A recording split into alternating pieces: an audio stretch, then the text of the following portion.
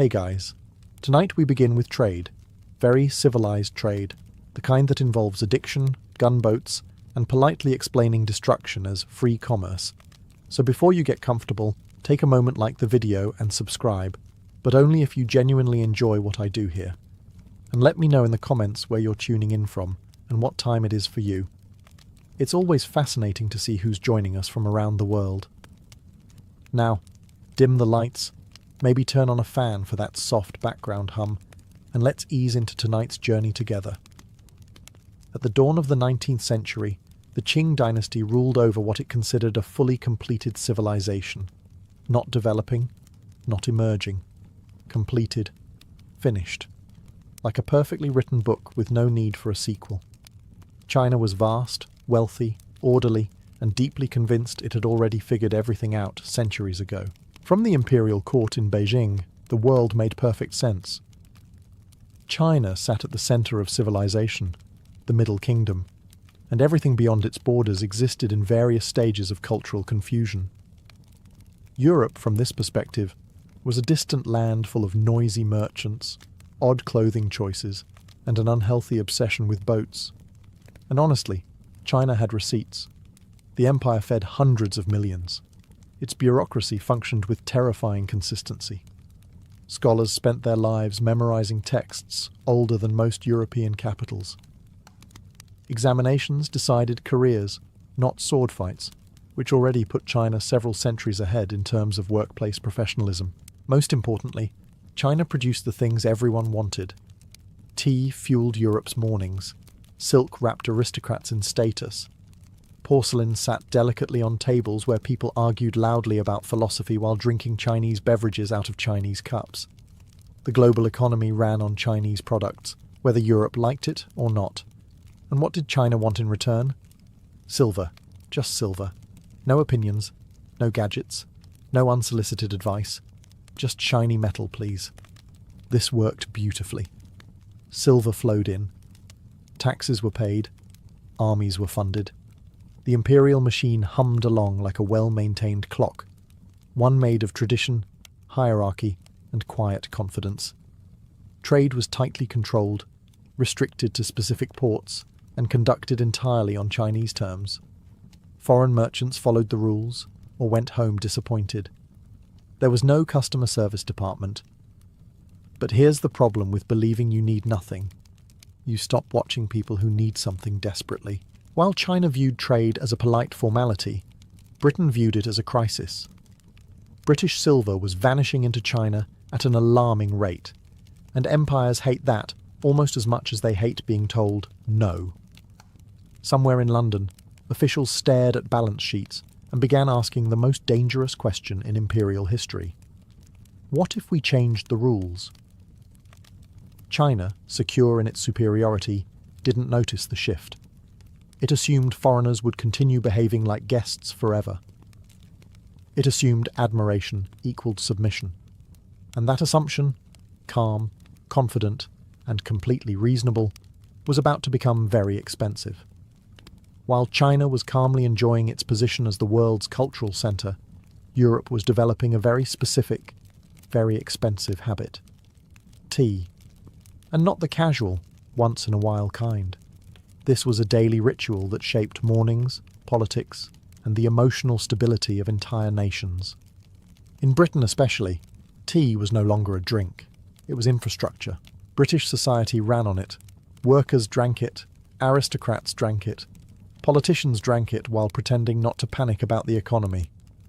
The problem was that every cup of tea came from China, and China insisted on being paid in silver. No discounts, no trade credits, no loyalty points. From the Chinese perspective, this made perfect sense. Why accept foreign goods you do not need when everyone is lining up to hand you precious metal? From the British perspective, this was a financial nightmare wearing a polite smile.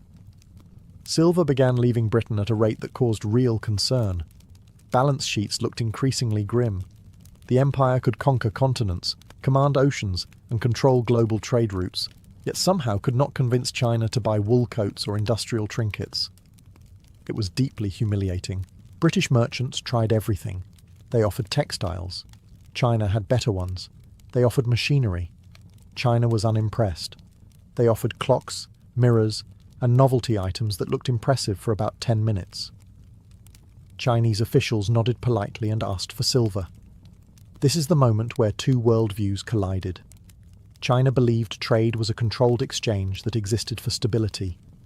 Britain believed trade was a tool for expansion, leverage, and profit. When trade did not benefit Britain, Britain did not consider that a failure. It considered it a challenge. British officials began asking dangerous questions. Why should silver keep flowing one way? Why should China dictate the terms? And most importantly, what could Britain sell that China could not refuse? The answer, unfortunately, was not tea, silk, or porcelain. It was addiction. Somewhere between frustration and imperial entitlement, British traders realized that China did not need more goods. It needed a problem. And if you could introduce that problem quietly enough, profit would follow. Tea had created a dependency in Europe. Now Britain was about to export one back. And unlike tea, this new product would not be poured gently into cups. It would seep into society, dissolve discipline, and rewrite the balance of power entirely. China had no idea this was coming. Britain absolutely did. Once Britain accepted that China did not want its products, officials turned to the next stage of imperial problem-solving: creativity with a loose relationship to morality. If China refused to buy British goods, Britain would simply introduce something China did not yet realize it needed. And by needed, we mean would soon be unable to function without. Enter opium. Opium was not new to China. It had existed for centuries in limited medicinal and recreational use. What was new was scale. Britain, through its control of India, suddenly had access to massive opium production. Fields were planted, harvests were refined, supply chains were organized with impressive efficiency and absolutely no concern for long-term consequences. This was not an accident. It was not a misunderstanding. It was policy. The logic was chillingly simple. Opium was lightweight, valuable, and addictive. Once people started using it regularly, demand would sustain itself. Best of all, it could be sold for silver, the exact resource Britain was losing to tea imports. The trade imbalance could be reversed, not by negotiation, but by dependency. To manage this operation, Britain relied on the British East India Company, an organisation that functioned less like a business and more like a government that had accidentally discovered profit margins. It collected taxes, ran armies, administered territory, and now, very efficiently, sold narcotics to another empire. Officially, Britain claimed the opium trade was not its responsibility. The company was merely a commercial entity, after all. This was convenient, because it allowed British politicians to express concern while simultaneously counting the money. It was a masterclass in moral outsourcing. Opium was smuggled into China through coastal networks, bribed officials, and carefully maintained grey zones. Everyone involved knew it was illegal. Everyone involved also knew it was profitable. The Chinese state warned against it. Merchants ignored the warnings. Users multiplied. At first, the damage was subtle. A few addicts, a few corrupt officials, a few missing silver shipments. Nothing that looked like a crisis, yet. But addiction does not announce itself loudly. It creeps in quietly, settles comfortably, and only reveals its full cost when it is too late to stop. Britain had solved its trade problem. China had acquired a far worse one. And the empire that once believed it needed nothing was about to discover how expensive that confidence could be. At first, the opium problem did not look like a catastrophe. It rarely does. There were no dramatic collapses, no instant riots, no imperial alarms ringing across the capital. Instead, opium entered Chinese society the way most disasters do. Politely, gradually, and with a convincing sense of deniability. It began along the coast, among merchants, sailors, and dock workers. These were people already used to foreign goods and strange habits. A pipe here, a session there. No big deal. Officials assumed it would stay contained, limited to the rough edges of society, where problems were expected to live anyway. Then it didn't. Opium crept inland, carried by traders who knew exactly where demand would bloom next. Scholars discovered it helped them relax after long hours of memorizing classical texts. Soldiers used it to dull boredom, pain, and the existential dread of standing guard for weeks at a time. Administrators, exhausted by paperwork and responsibility, found the pipe offered a gentle escape from reality and from accountability. This is where things became dangerous. When addiction reaches the ruling class, it stops being a social issue and starts becoming a structural one. Offices opened late, decisions were delayed, bribes became easier to offer and harder to refuse. A bureaucracy designed to function through discipline and moral authority began to wobble under the weight of human weakness. Families felt it next. Silver disappeared from households. Heirlooms were sold. Farmers neglected fields. Artisans missed deadlines. Productivity fell, not because people were lazy, but because addiction quietly rearranged priorities without asking permission. And the most alarming part? The silver. For centuries, China had carefully built an economy dependent on silver as its monetary backbone. Now that silver began flowing out of the country in massive quantities, sucked up by opium payments, the system strained. Prices rose, wages failed to keep up, taxes became harder to collect. The empire's financial arteries were being drained from the inside, yet many officials hesitated to act decisively. Why? Because admitting the scale of the problem meant admitting failure. It meant acknowledging that foreign merchants had outmaneuvered the Middle Kingdom using nothing but patience, profit, and human vulnerability. So reports were softened, numbers were delayed, blame was redirected. The hope was that the problem would somehow stabilize on its own. It wouldn't. Addiction does not stabilize. It spreads.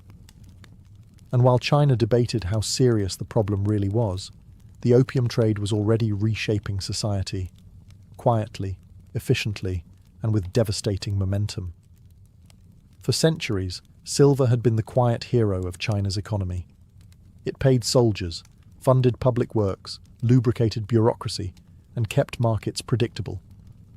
If the empire had a circulatory system, silver was the blood. And for a very long time, it flowed in exactly one direction, inward. Then opium arrived, and the blood began flowing out. At first, the change was subtle. Merchants noticed that coins were a little harder to find.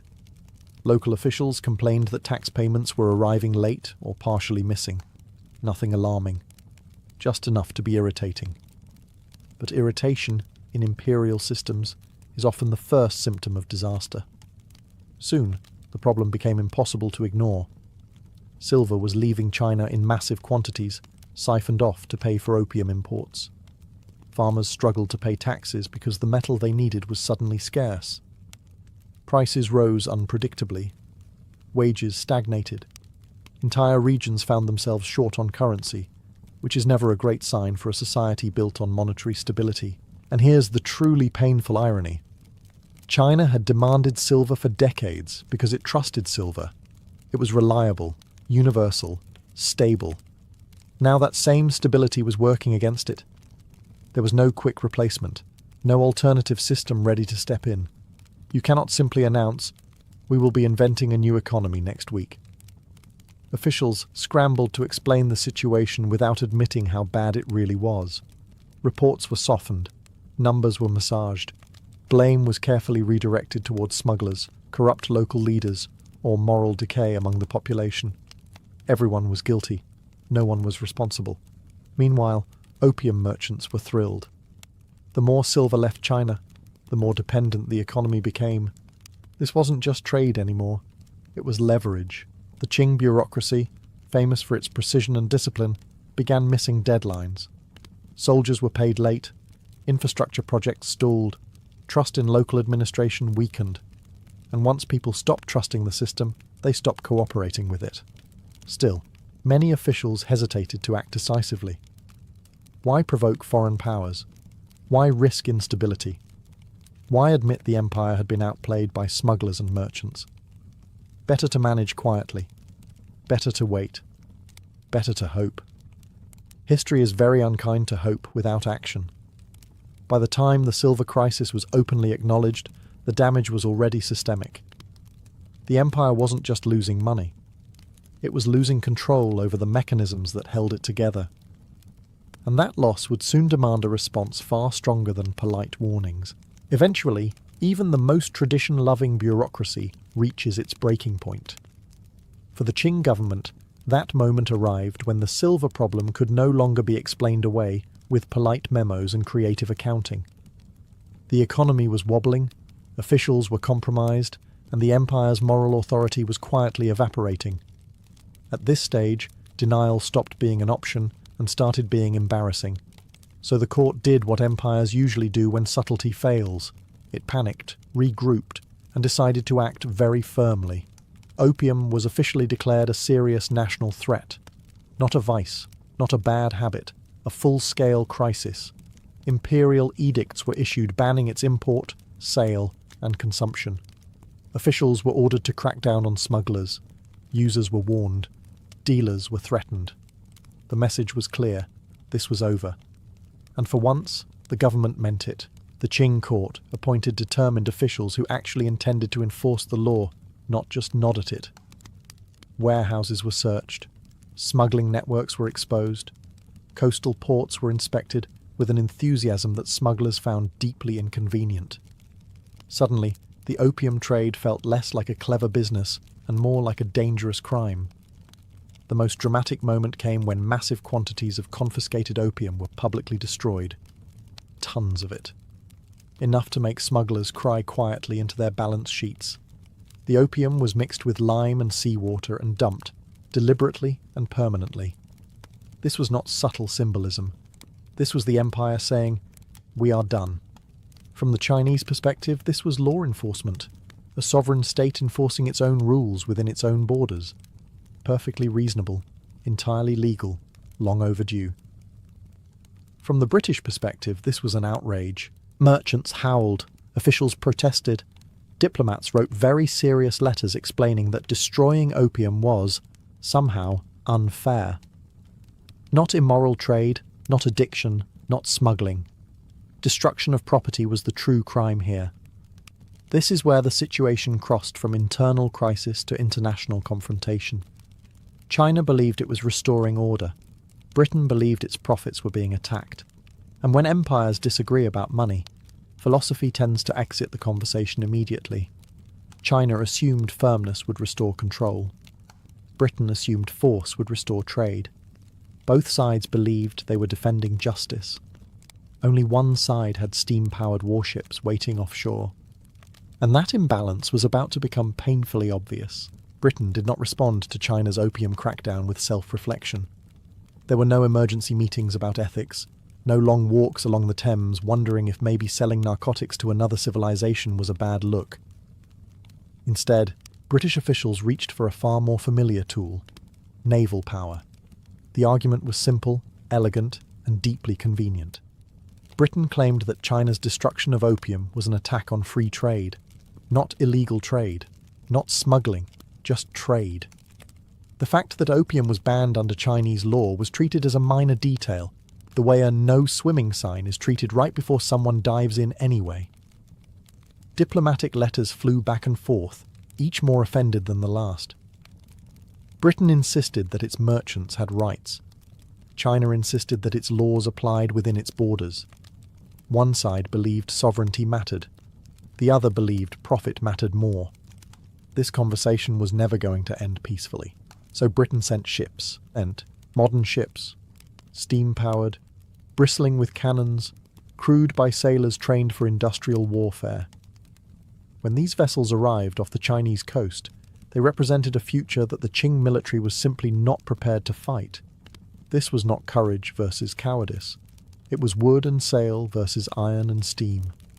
Thus began the First Opium War, a conflict that was less a war and more a demonstration. Chinese forces fought bravely, often with outdated weapons and heroic optimism. British forces fought efficiently from a safe distance, with technology designed to remove romance from battle entirely. Coastal defences fell quickly. Forts were shelled into submission. Ports were blockaded. Each engagement sent a clear message. Resistance was admirable, but futile. Britain could strike where it wanted, when it wanted, and then politely request negotiations. Inside China, disbelief turned into panic. This was not how the world was supposed to work. For centuries, China had been the strongest power in its region. Now foreign ships dictated terms from the sea, immune to traditional tactics and unimpressed by imperial authority. The war was short. The outcome was never in doubt. China sued for peace not because it accepted Britain's arguments, but because continuing the fight meant national collapse. The lesson was brutal. The opium trade had not only weakened China internally, it had exposed the empire to a world that no longer played by its rules, and the real damage was only just beginning. When the war ended, it did not end with celebration, reconciliation, or mutual understanding. It ended with paperwork. Very expensive paperwork. The kind of paperwork written while cannons are still warm and politely pointed at your coastline. China agreed to peace not because it believed it had lost the argument, but because it had lost the ability to continue the conversation without cities being shelled. The resulting agreement was framed as a treaty. In reality, it was a list of demands backed by naval artillery, which history later agreed to call unequal out of politeness. Ports that had once been tightly controlled were forced open to foreign trade. Tariffs, once set by the Chinese state, were now dictated externally. Foreign merchants gained legal protections that placed them beyond the reach of Chinese courts, and territory, actual land, was ceded as part of the deal, just to really underline the point. From Britain's perspective, this was a victory for free trade, stability, and international order. From China's perspective, it was an unthinkable humiliation. The empire that had managed foreign contact for centuries now found itself managed instead. Even worse, opium did not disappear. Despite all the talk of peace and regulation, the trade continued, larger, faster, and more openly than before. The war had not ended the problem. It had legitimized it. Smugglers became businessmen. Illegal trade became tolerated trade. Addiction spread with less resistance than ever. Inside China, the psychological damage was immense. The state had enforced its laws, been punished for it, and emerged weaker than before. Officials were demoralized. The public was confused. If the government could not stop foreigners from selling poison within its borders, what exactly was it still in charge of? Trust eroded quickly. People began to whisper that the dynasty had lost the mandate of heaven, the traditional belief that justified imperial rule. Natural disasters, economic hardship, and foreign humiliation all fed the same conclusion. Something had gone terribly wrong at the top, and while the court tried to recover, to reform, to adapt, it did so under constant pressure. Foreign gunboats remained nearby. Merchants pushed for more access. Diplomats demanded further concessions. Peace had arrived, but it came with conditions. And every condition chipped away at sovereignty. The empire still stood, but it was standing on terms it no longer controlled. After the treaty, China did not suddenly collapse. That's important. Empires rarely fall dramatically in one clean moment. What China experienced instead was something far more exhausting. A slow, grinding loss of control disguised as international cooperation. The newly opened ports quickly became foreign islands on Chinese soil. Merchants arrived with legal protections that made them effectively untouchable by local authorities. If disputes arose, they were handled in foreign courts, under foreign laws, by foreign judges. China still owned the land, technically, but authority had packed its bags and moved out. Chinese officials found themselves in an impossible position. They were responsible for order, but lacked the power to enforce it. They were expected to collect taxes, but tariffs were now capped by foreign agreement. They were meant to regulate trade, but trade no longer listened. It was governance with all the responsibility and none of the authority, the worst possible arrangement. Opium flowed more freely than ever. The war had sent a clear message to smugglers. Resistance was dangerous, but persistence was profitable. Addiction deepened. Entire neighborhoods hollowed out. Productivity continued to fall. Families that had survived generations slipped into poverty in a single decade. Foreign merchants, meanwhile, thrived. They built warehouses, offices, and enclaves that operated like miniature cities. These areas were cleaner, better supplied, and suspiciously well protected. To Chinese observers, they looked less like trading posts and more like previews of a future they hadn't agreed to. And here's where the humiliation really sank in.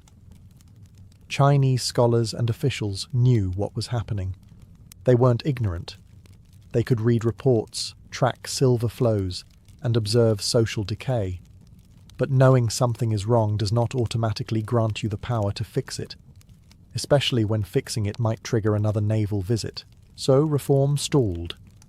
Caution replaced decisiveness. Every decision was weighed against one terrifying question.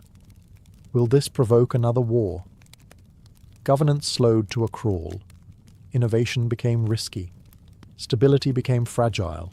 The people noticed. Trust in the dynasty weakened further. Rumors spread. Secret societies gained followers.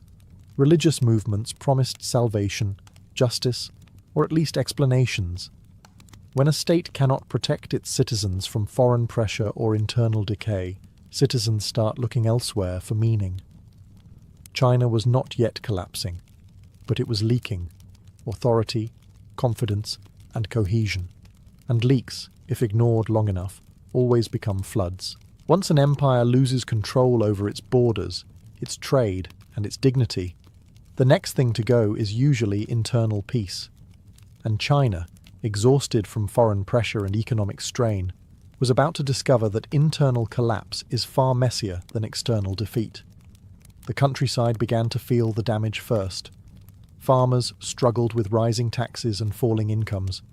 Silver was scarce, officials were desperate, and corruption became less a moral failure and more a survival strategy. When local magistrates squeezed harder, peasants did not respond with loyalty. They responded with resentment, the quiet, patient kind that eventually explodes. Banditry increased. Secret societies flourished. Groups formed promising justice, protection, or spiritual salvation. Some offered all three, which made them extremely popular. When the state looks weak, alternatives start looking attractive, even if they come with matching uniforms and slightly unhinged leaders. Inside the Qing government, things weren't much better. Reformers argued that China needed to modernize, adopt new technology, rethink institutions, and maybe stop assuming the rest of the world would politely behave forever. Traditionalists argued that this thinking was dangerous nonsense, and that the real problem was moral decay, foreign influence, and insufficient respect for ancient values. These debates did not end quickly or productively. They dragged on while conditions worsened. Meetings were held. Memorials were written. Arguments were made with impressive calligraphy and absolutely no urgency. Meanwhile, villages burned, taxes went unpaid, and confidence in the system evaporated.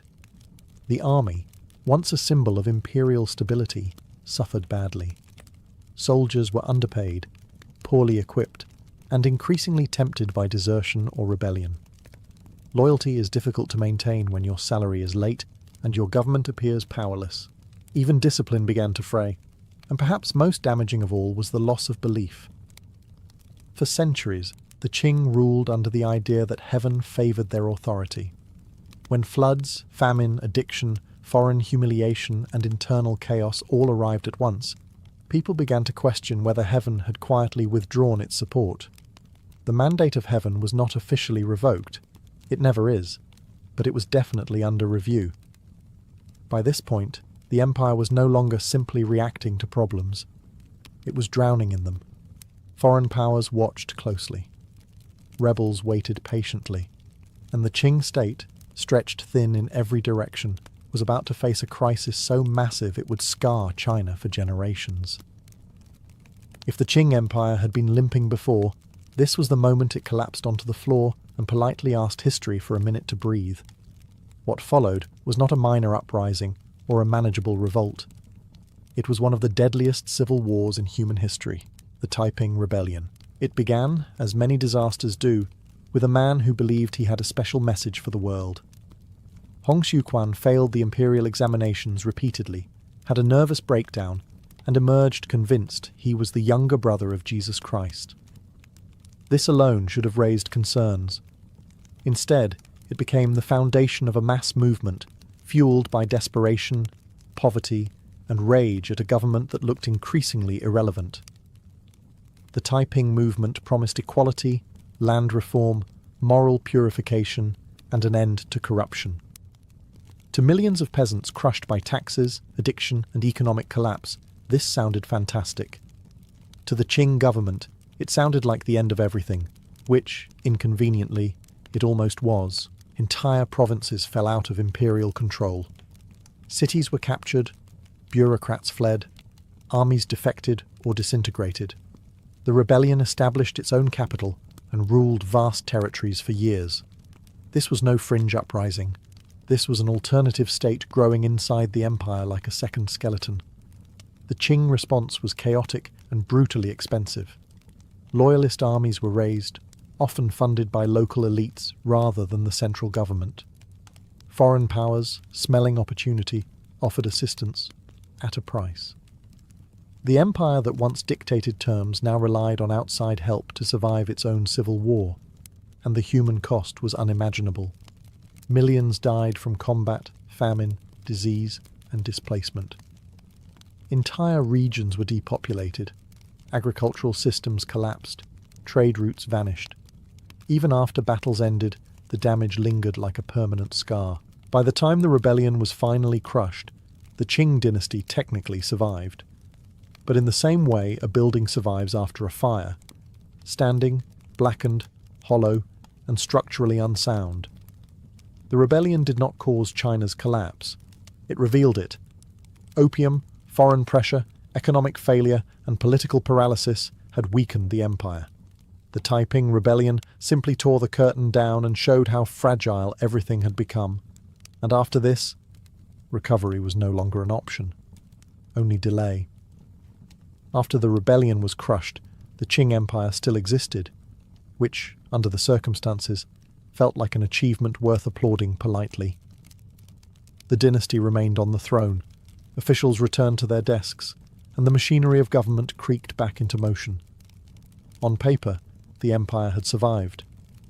In reality, it was operating on borrowed time and borrowed confidence. The central government was exhausted. Financial reserves were gone. Military forces were depleted. Authority had been outsourced to local elites, who now expected rewards for saving the dynasty. The emperor still ruled, but increasingly through negotiation rather than command. Never a comforting sign for an absolute monarchy. Foreign powers noticed immediately. China's weakness was no longer theoretical. It was visible, tangible, profitable. Western nations pushed for more access, more ports, more rights, and more exemptions. Each demand was framed as reasonable. Each concession was described as temporary. None of them were ever reversed. The Qing court attempted reform, but cautiously, almost apologetically. New schools were discussed. Modern weapons were considered. Administrative changes were proposed, and then delayed, and then debated, and then quietly shelved, usually after someone asked whether reform might upset tradition, foreign powers, or both. This created a uniquely frustrating situation. Everyone agreed something needed to change, but no one agreed on what, how, or how fast. Reformers were accused of betraying Chinese values. Conservatives were accused of dooming the empire. Meetings were held. Papers were written. Very little happened. Meanwhile, opium addiction remained widespread. Even as officials condemned it, tax revenue quietly depended on it. Efforts to suppress it risked unrest. Efforts to tolerate it guaranteed decay. The state found itself trapped between morality and survival, and chose survival, slowly bleeding both. The people noticed. Faith in the dynasty continued to erode. Younger generations questioned why China, once the unquestioned center of civilization, now bent to foreign demands. Scholars debated how this had happened. Peasants didn't debate at all. They simply endured. What remained of Qing authority functioned more like damage control than governance. The goal was no longer greatness, stability, or renewal. It was simply avoiding collapse for another year. Then another. Then another. The empire was still standing, but no longer moving forward. And history is unforgiving to civilizations that stop moving. By the late 19th century, China found itself in a deeply humiliating position, still technically independent, yet increasingly treated like a shared workspace by foreign powers. No single nation had conquered China outright, but several had helpfully moved in, rearranged the furniture, and begun charging rent. Foreign influence spread through what were politely called spheres of influence. Different powers claimed economic privileges in different regions, building railways, controlling mines, managing ports, and dictating trade terms. China still had emperors, officials, and laws, but they operated in a landscape where key decisions required foreign approval, or at the very least, foreign tolerance. This arrangement was disastrous for sovereignty, and confusing for everyone involved. Chinese officials were expected to maintain order in cities where foreigners answered only to their own courts. A Chinese magistrate could arrest a local citizen, but not a foreign merchant. Imagine being responsible for public safety, while half the population is legally untouchable. Authority does not thrive under those conditions. Economically, the damage deepened. Profits flowed outward. Infrastructure served foreign trade more than local needs. Chinese workers laboured on projects that benefited outsiders, often under harsh conditions. The empire was no longer extracting value from its territory. It was watching value leave in an orderly, well-documented fashion. And yet, there was no dramatic moment of collapse. No final battle. No triumphant invasion. Just a constant series of concessions, negotiations, and humiliations that wore the system down. Each agreement was described as temporary. Each compromise was framed as necessary. Together, they formed a permanent state of weakness. Reformers inside China grew more desperate. Some called for rapid modernization. Others demanded a return to tradition. A few suggested combining both, which pleased absolutely no one. The court tried to balance these competing visions while also avoiding another war, another rebellion, or another diplomatic crisis. It was like juggling while standing on a cracked floor. Public frustration mounted. Students protested. Intellectuals wrote furious essays. Secret societies whispered about revolution. The idea that the dynasty could restore China's strength began to feel less like hope and more like nostalgia.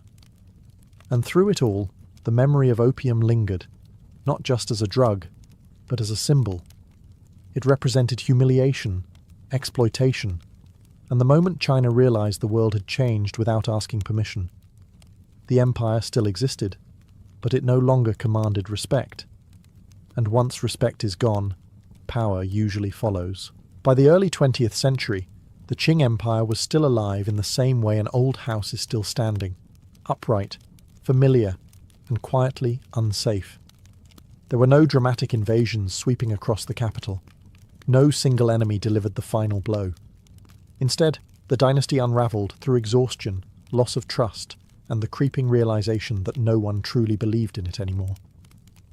The court attempted last-minute reforms with the energy of someone realizing the exam is tomorrow, and the textbook is still wrapped in plastic.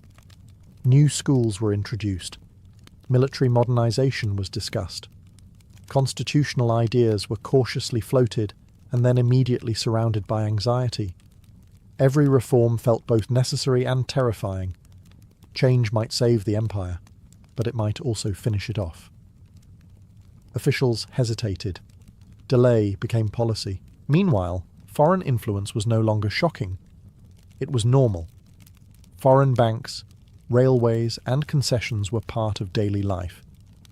Chinese citizens grew up in a country where outsiders enjoyed special privileges and local officials enforced rules they could not fully control. This wasn't just humiliating. It was corrosive. The people stopped expecting leadership from the dynasty. Loyalty turned into indifference. Indifference turned into frustration. Frustration slowly hardened into something far more dangerous. Readiness.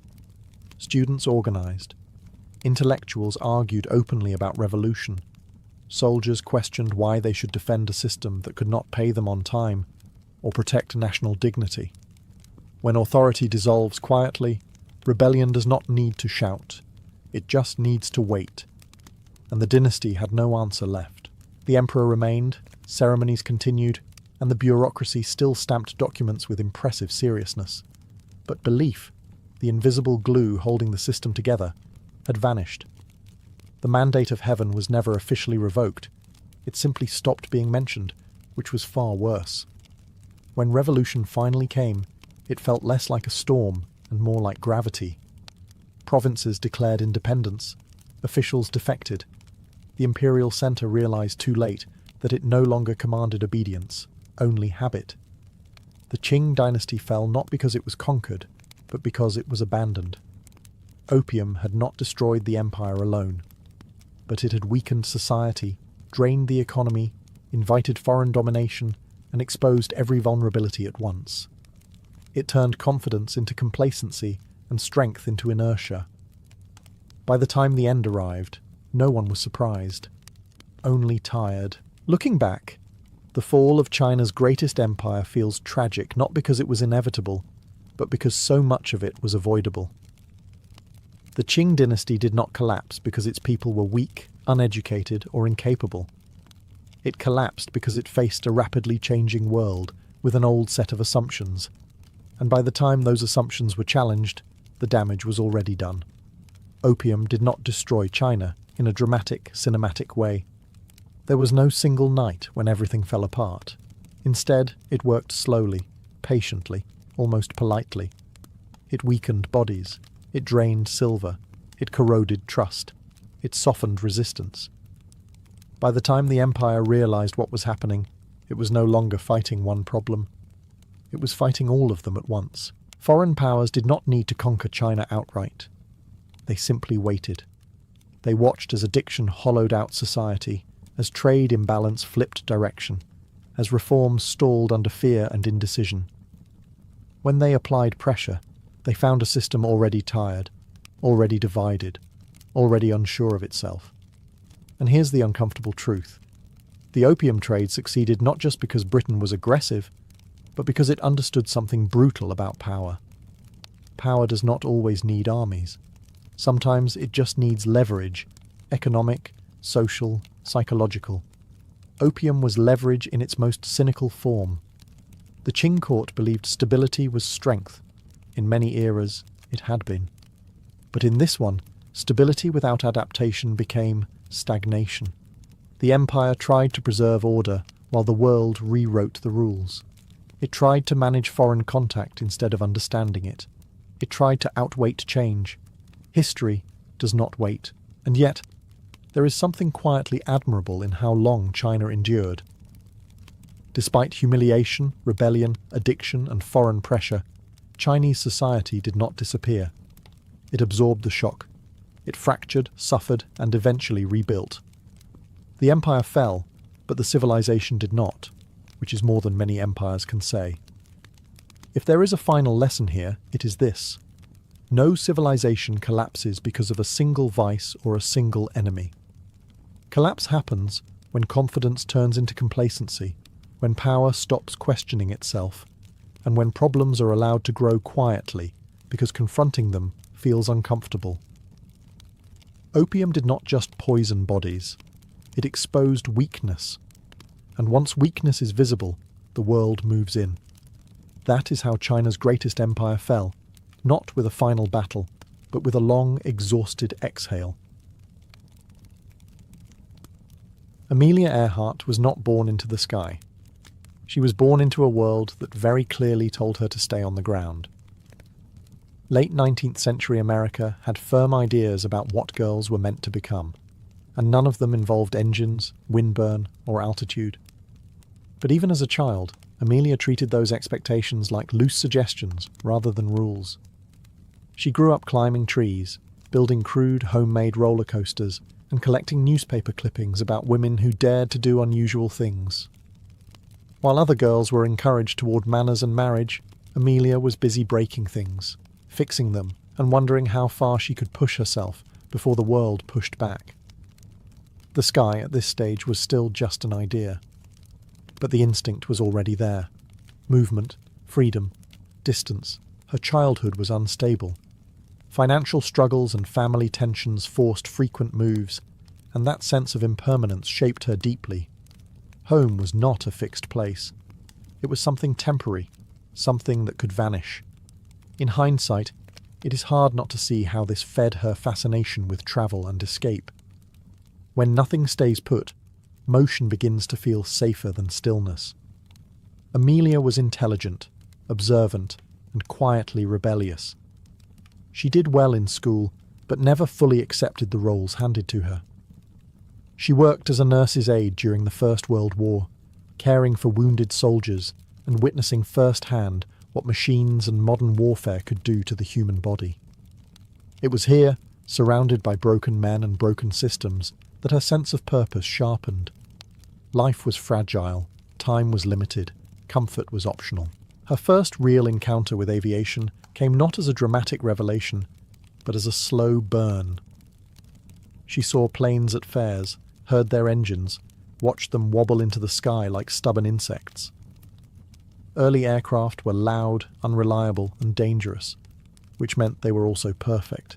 They were not polite machines. They demanded courage, money, and mechanical understanding, all things women were told they lacked. Amelia saved obsessively, worked relentlessly, and ignored the raised eyebrows. She was not chasing glamour. She was chasing space, physical and psychological, in a world that kept shrinking women down. Long before she ever flew solo across an ocean, she had already made her most important journey, deciding that the ground was optional. Amelia Earhart did not step into aviation through an open door. She forced her way in through a side entrance, unpaid, uncelebrated, and largely unwanted. Flying in the early 1920s was expensive, dangerous, and dominated by men who believed gravity was sexist and ambition even more so. Amelia did not argue with them. She simply learned to fly anyway. Her first flight as a passenger was brief and unromantic. The plane rattled, the wind roared, and the pilot probably did not care whether she enjoyed herself. But something clicked. Not awe, not fear, recognition. This was what she had been looking for. Not beauty, but control. The ability to lift yourself out of the ordinary world using skill and nerve alone. Flying lessons were brutally costly, so Amelia did what she always did. She worked. She took whatever jobs she could find, lived modestly, and treated every dollar as a future minute in the air. Her instructor was a woman, an exception in itself, and the lessons were practical rather than poetic. There was no romance in learning to land without dying, just repetition, discipline, and mistakes you survived long enough to correct. Early planes were unforgiving machines. No insulation, no comfort, barely any instruments. The cockpit was open to the elements, and the engine sat inches away, vibrating like it might detach out of spite. Pilots dressed for cold, not elegance. Goggles, scarves, leather. Not for style, but for survival. This was not freedom without cost. It was freedom paid in bruises, fear, and constant risk. Amelia learned quickly, but she also learned realistically. She understood that talent alone would not carry her forward. Aviation required money, sponsorship, and publicity. Records mattered. Headlines mattered. If she wanted to stay in the air, she would have to become visible on the ground.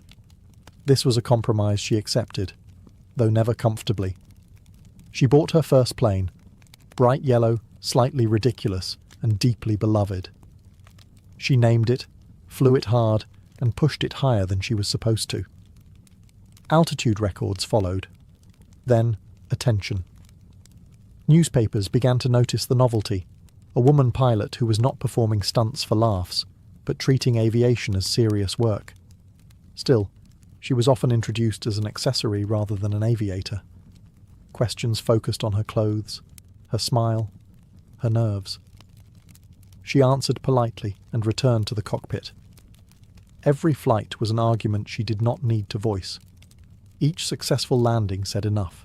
By the time she began setting records, Amelia was no longer asking permission. She had learned the machine, the sky, and the quiet truth beneath both. Confidence is built, not granted. Amelia Earhart did not become famous because she wanted to be admired. She became famous because aviation needed a symbol, and she happened to be useful. Her growing list of records and near records attracted attention at exactly the moment when long-distance flight was becoming a public obsession. Planes were no longer just machines. They were promises, and Amelia was shaped into one. Her sudden rise into the spotlight came with a peculiar imbalance. Newspapers celebrated her courage, but rarely her competence. She was framed as daring rather than disciplined, brave rather than skilled. When she crossed the Atlantic as a passenger on a transoceanic flight, headlines crowned her a heroine, even though she had not been at the controls. Amelia herself was deeply uncomfortable with this. She accepted the praise, smiled for photographs, and then privately dismissed the achievement as incomplete. Being famous for sitting still was not the goal. Publicity, however, brought resources. Sponsors emerged. Speaking tours followed. Amelia learned to stand on stages and talk about flight to audiences who had never left the ground. She used these moments carefully. Beneath the polite lectures was a quiet insistence. Women could do this too, if given training and trust. She never framed it as rebellion. She framed it as common sense, which was far more unsettling. Behind the scenes, fame was exhausting. She was expected to be inspirational at all times, composed, modest, grateful. Any display of ambition risked criticism. Any mistake risked being blamed not on the pilot, but on her gender. The margin for error was thinner for her than for any man sharing the same sky. Amelia understood this and adapted. She cultivated an image that was calm, capable, and deliberately plain. No theatrics, no arrogance. She dressed simply, spoke carefully, and redirected attention toward aviation itself. This was not humility. It was strategy. The less threatening she appeared, the farther she could go. Yet the imbalance gnawed at her. She wanted to fly, not tour, to test limits, not repeat speeches. The more famous she became, the less time she spent in the air, and that contradiction sharpened her resolve. If the world was going to watch her, then she would give it something worth watching. Fame had found her first. Now she would decide what to do with it, and more importantly, how to escape it back into the sky. Amelia Earhart was determined to erase the asterisk next to her name. Being labelled the first woman to cross the Atlantic was flattering, but the quiet qualifier, passenger, lingered like turbulence.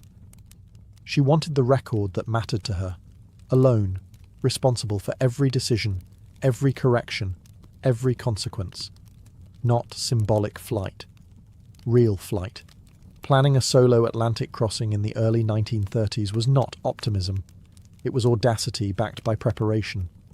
The route was dangerous, the weather unpredictable, the navigation crude. There were no comforting instruments to lean on, no autopilot to save you when fatigue set in. Once airborne, the pilot became a small human problem suspended inside a larger mechanical one. Amelia knew this. She accepted it without dramatics. The plane was modified for endurance rather than elegance. Extra fuel tanks replaced comfort. Weight was calculated obsessively. Anything unnecessary was removed. The cockpit became a narrow space of noise, vibration, and isolation. This was not a journey meant to be enjoyed. It was meant to be completed. When she took off, there was no spectacle.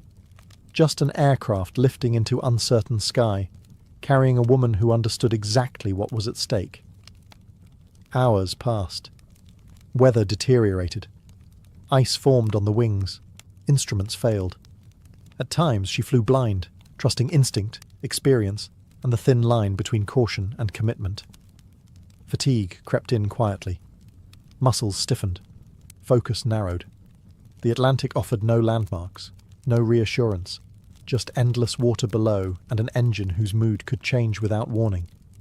At any moment, a single failure could turn determination into disappearance. And yet, She persisted, not heroically, practically. Each problem was addressed as it arrived. When the plane struggled, she adjusted. When conditions worsened, she adapted.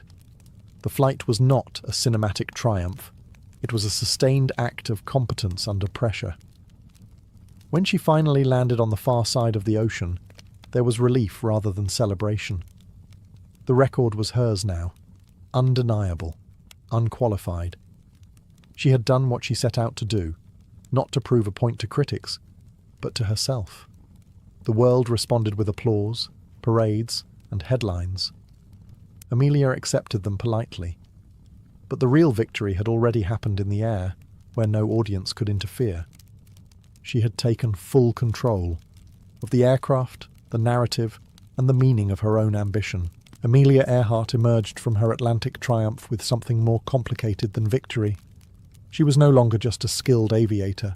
She had become a symbol whether she liked it or not. The public saw freedom, progress, and modernity stitched neatly into a leather jacket. Amelia saw a responsibility she had not actively sought, but refused to waste. With recognition came influence.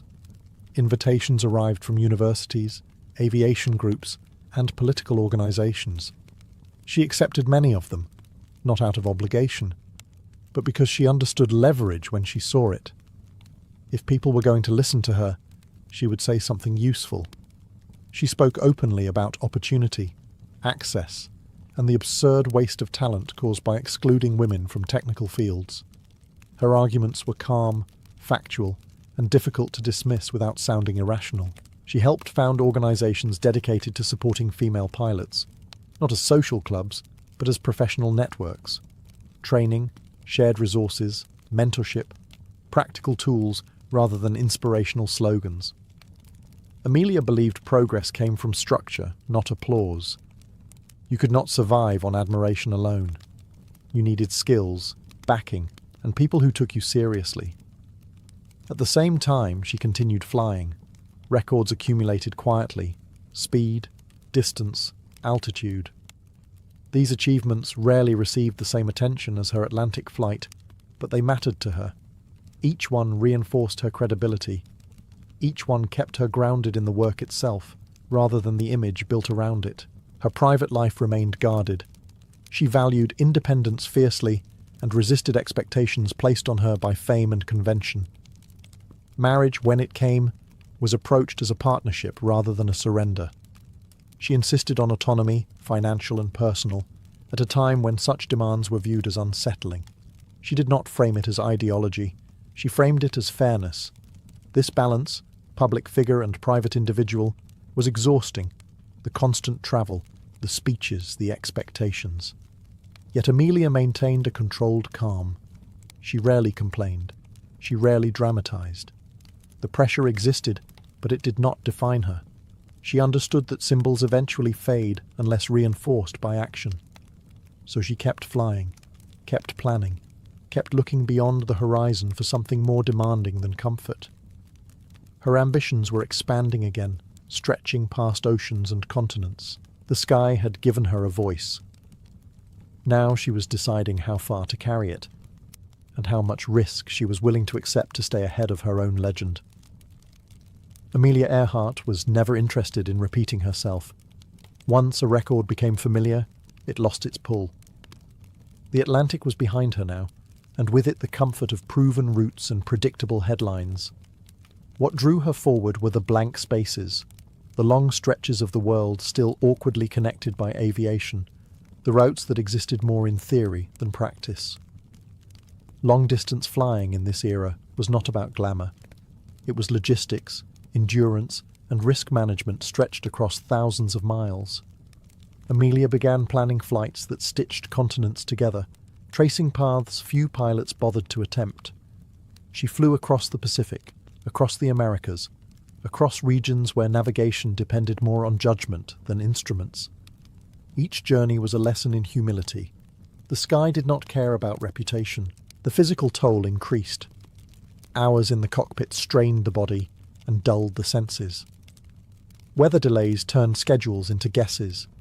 Mechanical issues appeared far from spare parts and friendly runways. Amelia grew leaner, quieter, more focused. The casual charm that once defined her public image gave way to something sharper, a professional intensity that understood how thin the margin really was. She studied maps obsessively, not as abstractions, but as lived challenges. Wind patterns, fuel ranges, emergency landing options. Every line represented a decision she might have to make alone. This was where she felt most herself, planning against uncertainty, preparing for problems that had not yet arrived. At the same time, aviation itself was changing. Planes were improving, but not fast enough to eliminate danger. Radio communication remained unreliable. Navigation over water was still an exercise in estimation. Progress created opportunity, but not safety. Amelia accepted this without complaint. Risk was not an obstacle to ambition. It was the price. Friends and colleagues worried. The routes were longer now, the margins thinner. She listened, acknowledged their concerns, and continued planning. Fear, to her, was information. Something to account for, not something to obey. The more she flew, the clearer her next goal became. If aviation was going to mature, someone had to test its limits. Someone had to prove that global flight was not a novelty, but a future. And if the world insisted on watching her, then she would give it one last, unmistakable line across the map, even if that line ran straight through the most unforgiving skies on Earth. Amelia Earhart did not wake up one morning and casually decide to fly around the world. The idea formed gradually, like pressure building behind a sealed door. Aviation had advanced enough to make the attempt conceivable, but not enough to make it safe. That narrow gap between possible and foolish was exactly where Amelia tended to operate best. A circumnavigation near the equator would be longer, more complex, and less forgiving than any route she had flown before. It meant sustained endurance rather than a single dramatic crossing. Fuel logistics, international permissions, weather windows, navigation over open ocean, every variable multiplied. This was not a publicity stunt. It was a technical challenge disguised as an adventure. The aircraft was modified yet again. More fuel, more weight, more vulnerability. Every added mile of range increased strain on the machine and the pilot alike. Amelia knew this. She also knew that no amount of preparation could account for everything. At some point, planning had to give way to commitment. She chose a navigator, not as a safety net, but as a necessity. The route demanded expertise in celestial navigation, radio coordination, and constant recalculation. This was no longer a solo argument with the sky. It was a partnership against it. The early stages of the journey went well enough. Long flights, exhausting but manageable. Landfalls achieved, repairs made. The world followed closely, newspapers tracking her progress like a moving headline. Each successful leg reinforced the illusion of control, but beneath the surface, cracks were forming. Equipment issues appeared and disappeared unpredictably. Radio communication faltered. Weather grew less cooperative. Fatigue accumulated quietly, the most dangerous failure of all. Unlike engines, it did not announce itself. Still, Amelia pressed on. Turning back would not only end the attempt, it would leave the question unanswered. She had never been comfortable with unfinished sentences. As the flight approached the Pacific, vast, remote, and indifferent, the margins narrowed to almost nothing. Small islands became lifelines. Accurate navigation became survival rather than precision. The plan now depended on timing, clarity, and machines performing exactly as expected. It was here, at the edge of the map, that the story began to slip from certainty into silence. The sky she had conquered for so long was about to remind the world of its final authority. Amelia Earhart entered the final phase of her journey with no room left for error. The Pacific leg was not dramatic in appearance, just sky and water repeating endlessly, but it was the most technically unforgiving stretch of the entire flight. The destination was a tiny speck of land surrounded by thousands of miles of ocean. Missing it by even a small margin meant there would be nowhere else to go. Navigation depended on calculations made under strain. Clouds interfered with celestial fixes. Radio signals faded in and out, distorted by distance and atmosphere. Communication with support ships became uncertain, then fragmented. Each message carried urgency, but also confusion. The aircraft was burning fuel. Time was slipping. What happened next has been debated for decades because certainty vanished with the signal. Reports suggest difficulty finding the island, requests for direction, references to low fuel. Then, nothing. No final declaration. No confirmed position. Just silence, abrupt and absolute. The world reacted immediately. Search efforts were massive by the standards of the time. Ships and planes scoured vast areas of ocean. Coastlines were examined. Islands were inspected. The effort was expensive, urgent, and emotionally charged. But the Pacific does not yield easily. Days passed, then weeks. Hope thinned. Without physical evidence, theories multiplied. Mechanical failure, navigation error, emergency landing, capture, survival. Each possibility spawned its own arguments, fueled by incomplete data and human imagination. The absence of answers created a vacuum that speculation rushed to fill. What made the disappearance so haunting was not just the loss, but the mismatch between expectation and reality. This was a woman who had beaten distance repeatedly, who had treated the sky as something knowable. And yet, in the end, she vanished not in a storm of spectacle, but quietly, mid-task, mid-calculation. There was no heroic final image, no confirmed last words, just the unresolved space between effort and outcome. The disappearance did not erase her achievements, but it altered how they were remembered. The narrative shifted from mastery to mystery. The aviator became a question mark, suspended somewhere between legend and logistics. The silence over the Pacific was not dramatic. That was precisely why it endured. It reminded the world that even the most disciplined preparation could still end without resolution, and that the sky, no matter how familiar, never truly belonged to anyone. Amelia Earhart did not disappear from history when her plane vanished. In many ways, that moment fixed her in place permanently. The unanswered ending ensured that her life would never be neatly concluded, never filed away as a completed chapter. Instead, it remained open, inviting interpretation, debate, and projection. Searches eventually ended, but interest never did. Decades passed, and new technologies, new expeditions, and new theories continued to chase the same question across the same ocean. Each generation brought fresh confidence that it would finally solve the mystery. None did. The absence of certainty became part of the story itself, yet focusing solely on the disappearance risks missing the larger truth. Amelia Earhart's significance was not rooted in how her life ended, but in how deliberately she lived it. She treated ambition as a discipline rather than a spectacle. She prepared, calculated, adjusted, and accepted risk without romanticizing it. That mindset, calm persistence under pressure, is harder to mythologize than a dramatic crash, but far more instructive. Her impact on aviation was practical. She proved that long-distance flight was not reserved for a narrow type of person. She expanded who could be imagined in a cockpit, not through slogans, but through logged hours and completed routes.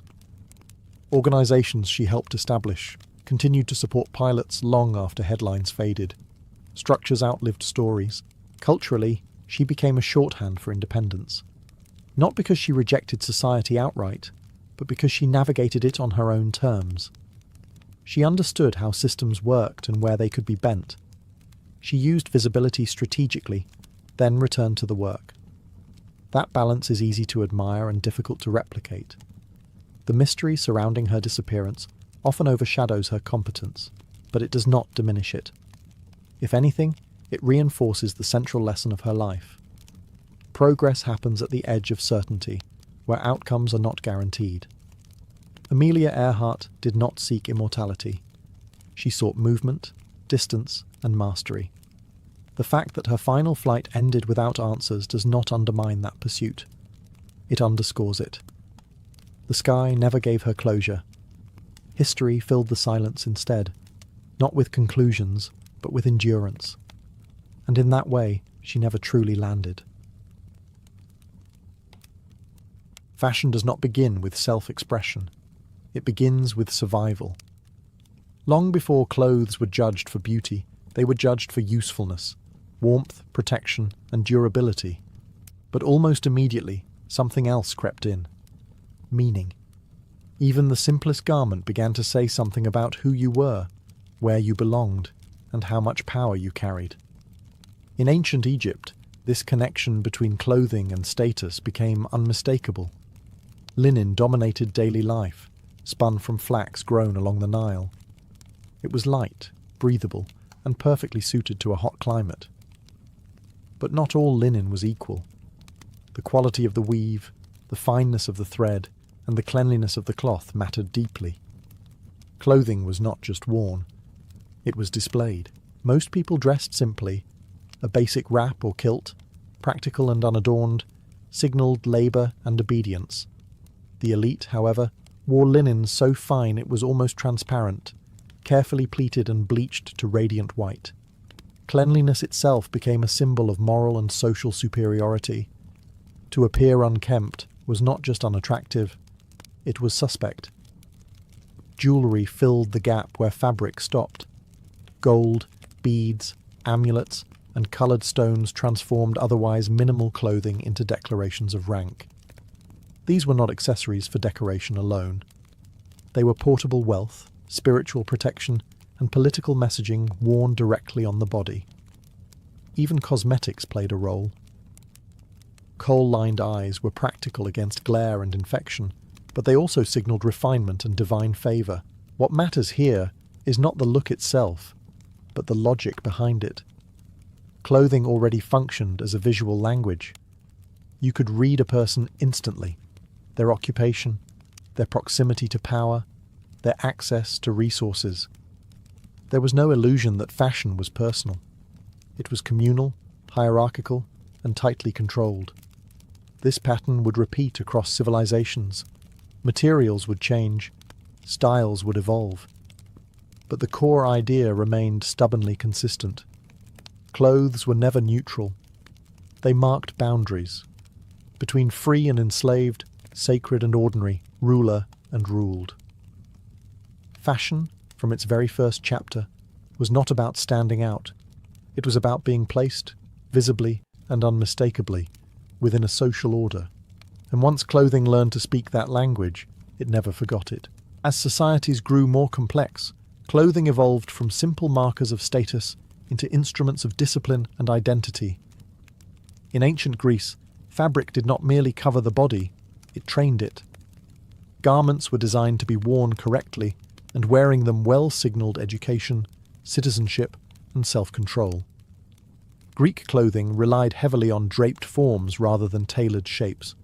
The chiton and himation were rectangles of cloth, fastened and folded rather than cut. This simplicity was deceptive. To wear these garments properly required knowledge, how to fold, where to pin, how to move without disorder. A citizen's clothing was expected to appear effortless, but effort lay beneath every fold. The body itself mattered. Greek ideals prized proportion, balance and restraint, and clothing was designed to echo those values. Excessive ornamentation was frowned upon. Simplicity suggested virtue. Bright dyes and luxurious fabrics existed, but they carried social implications. Too much display hinted at foreign influence, moral weakness, or a lack of discipline. Across the Mediterranean, ancient Rome took these ideas and formalized them. Clothing became law. The toga was not merely traditional attire, it was a legal marker of citizenship. Only free male citizens could wear it, and even then, there were rules. Different togas signalled different ranks, offices, and stages of life. You did not choose your toga. Your status chose it for you. Roman clothing was intentionally cumbersome. The toga was heavy, restrictive, and impractical. That was the point. Physical labor was incompatible with political authority. A man who could move easily was expected to work. A man draped in layers of wool was expected to rule. Clothing enforced hierarchy by limiting the body itself. Women's clothing followed its own strict codes, signaling respectability, marital status, and family honor. Deviating from these expectations invited scrutiny or suspicion. Fashion here was less about creativity and more about compliance. In both Greece and Rome, clothing acted as public shorthand. It identified who mattered, who belonged, and who could be ignored. Style was not fluid. It was controlled, inherited, and policed. The classical world perfected a dangerous idea. That power should look a certain way: calm, draped, restrained. And that deviation from this visual code was not just unfashionable, but uncivilized. When the classical world fractured, fashion did not disappear. It retreated inward. In medieval Europe, clothing became less about public citizenship and more about spiritual position. The body was no longer something to be celebrated or displayed. It was something to be disciplined, hidden, and controlled. Fabric followed belief. Christian theology reshaped how people dressed. Modesty was elevated to virtue, and excess became suspicion. Loose, layered garments concealed the body's shape, minimizing individuality in favor of moral uniformity. To dress too boldly was to risk accusations of vanity, pride, or worse. Clothing now answered not only to society, but to God. Yet hierarchy did not vanish. It merely changed language. Laws known as sumptuary laws dictated what different classes were allowed to wear. Certain colours, fabrics, and embellishments were restricted to the nobility. Purple, fur, and finely dyed cloth became legal symbols of privilege. Wearing what you were not entitled to could result in punishment. Fashion became enforceable obedience. Monastic clothing pushed restraint even further. Simple habits erased personal identity entirely, replacing it with communal belonging. Rough fabric, muted colours, and repeated forms reinforced humility and submission. To look the same as everyone else was the point. Distinction was a sin. At the same time, the elite dressed with calculated excess. Heavy velvets, layered furs, and elaborate embroidery declared power not through elegance, but through weight and cost. These garments were uncomfortable by design. They announced that the wearer did not labour, did not rush, and did not bow easily. Clothing slowed the body and elevated the wearer above daily struggle. Women's fashion reflected additional pressures. Clothing emphasized chastity and obedience, with veils, long sleeves, and structured layers that restricted movement. Hair was hidden. Silhouettes were controlled. The body was managed as a moral object rather than an expressive one. Colour itself carried meaning. Black signalled seriousness and authority. White suggested purity. Red could imply wealth, sin, or danger depending on context. Nothing was neutral. Medieval fashion tells a quieter story than classical drapery, but a stricter one. Clothing became a visible moral contract. To dress incorrectly was not merely inappropriate, it was threatening. Faith and fear were woven tightly together, and fabric became the front line where belief, power, and control met. The Renaissance did not reject medieval values so much as renegotiate them. As Europe's cities grew wealthier and more self-confident, clothing began to change shape, literally. Fabric once used to conceal the body was now cut, padded, and structured to emphasize it. Fashion turned outward again, and the human form returned to the center of attention. Tailoring transformed clothing from draped layers into engineered silhouettes. Sleeves were slashed and puffed, revealing expensive inner fabrics beneath. Doublets and gowns were stiffened, widened, and shaped. The body became a framework for displaying wealth, skill, and ambition. Clothing no longer whispered obedience. It announced presence. This was not vanity alone. The Renaissance celebrated human achievement. Art, science, politics, and fashion mirrored this confidence. To dress well was to declare participation in a new world driven by intellect and enterprise rather than pure inheritance. Merchants dressed like nobles. Nobles dressed to stay ahead of merchants. Fashion became competitive. Fabric itself grew more elaborate.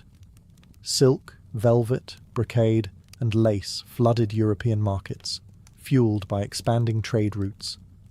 Colours deepened as dye technology improved. Rich reds, blues, and greens became attainable for those with money, not just titles.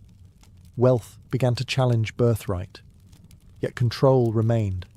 Sumptuary laws persisted, struggling to keep up with social change. Clothing exposed tension between tradition and mobility. The law tried to freeze society in place. Fashion kept moving. Men's clothing emphasized authority and structure. Broad shoulders, narrow waists, and stiff collars created a commanding silhouette. Power was built into the garment itself. Women's fashion followed a different logic. Corsets and bodices reshaped the torso into idealized forms, enforcing beauty through restriction. Clothing celebrated the body while simultaneously controlling it. Accessories multiplied. Hats, gloves, ruffs, and jewellery completed the performance. Every detail was intentional. Nothing was accidental. The Renaissance also elevated the artist and the tailor. Craftsmanship became visible. Clothing was no longer just worn, it was admired as a technical achievement. Skill itself became fashionable. In this era, fashion became personal again, but not free. It reflected ambition, anxiety, and competition in equal measure. The body returned to view, but only after being disciplined, reshaped, and turned into a statement. The Renaissance dressed the human figure as a work of art, impressive, constrained, and constantly judged. As Europe moved into the early modern period, fashion became louder, heavier, and far less subtle. Clothing was no longer just about wealth or refinement, it became a political instrument. Nowhere was this clearer than at the royal courts, where dress was transformed into spectacle and authority, stitched itself into every seam. At the centre of this transformation stood Louis XIV, who understood something crucial. Power must be seen to be believed. At his court, fashion was tightly controlled, extravagant, and deliberately impractical. Towering wigs, embroidered coats, silk stockings, and heeled shoes turned the male body into a moving display of dominance. These clothes restricted movement on purpose. A king who could barely walk did not need to run. Court dress became a uniform of obedience. Nobles were expected to appear in specific styles, colours, and fabrics, all regulated by royal taste. To fall behind in fashion was to fall behind politically. To be excluded from court dress was to be excluded from influence. Clothing functioned as social surveillance. Women's fashion reached new extremes. Dresses widened into architectural forms, supported by layers of understructure. Movement became slow, ceremonial, and controlled. The body was less a person than a platform for displaying wealth, lineage, and alliances. Comfort was irrelevant. Visibility was everything. Luxury materials dominated: silk, lace, gold thread, and imported dyes. These were not simply expensive. They were intentionally wasteful. Excess proved abundance. The ability to wear something impractical demonstrated that labour was someone else's problem. This era also solidified fashion's relationship with imitation. Courts across Europe copied each other obsessively. Style travelled faster than armies. To dress like the French court was to signal sophistication and power, even when the wearer had neither. Fashion here was no longer just personal or cultural. It was administrative. It organised hierarchy, enforced loyalty, and made inequality visible. Clothing told everyone exactly where they stood. The theatre of power reached its peak in fabric and form. Fashion was no longer about protecting the body or celebrating it. It was about overpowering it, transforming human figures into symbols that could be read instantly and obeyed without question. The explosion of excess eventually provoked its opposite. When political revolutions shook Europe, fashion changed with them. quickly, aggressively, and with intent. Clothing became a declaration of ideology. What you wore now announced not just wealth, but allegiance. In late 18th century France, luxury became dangerous. Silk, lace, and powdered wigs, once symbols of refinement, turned into liabilities. They marked the wearer as complicit in inequality. Fashion reversed course almost overnight. Simplicity became virtue. Restraint became power. Men abandoned ornate court dress in favour of dark coats, plain trousers, and practical shoes. This was not modesty for comfort's sake. It was visual politics. Clothing modelled seriousness, rationality, and moral equality. The decorated body was suspect. The restrained body was trustworthy. Women's fashion shifted too, drawing inspiration from classical antiquity. High-waisted gowns, light fabrics, and minimal ornamentation replaced heavy structures. The look suggested naturalness and freedom, even as social expectations remained strict. Fashion promised liberation more readily than it delivered it. Colour became ideological. Bright hues associated with aristocracy fell out of favour. Neutral tones communicated virtue and discipline. To dress plainly was to claim moral superiority over the fallen elite. Clothing became a public argument. Beyond France, industrialization accelerated these changes. Mass production made clothing cheaper and more accessible. Fashion was no longer confined to courts and cities. It spread into factories, offices, and streets. The suit emerged as a uniform of professionalism, efficiency, and authority. Its clean lines concealed class differences while quietly reinforcing them. Gender distinctions hardened. Men's fashion narrowed into repetition.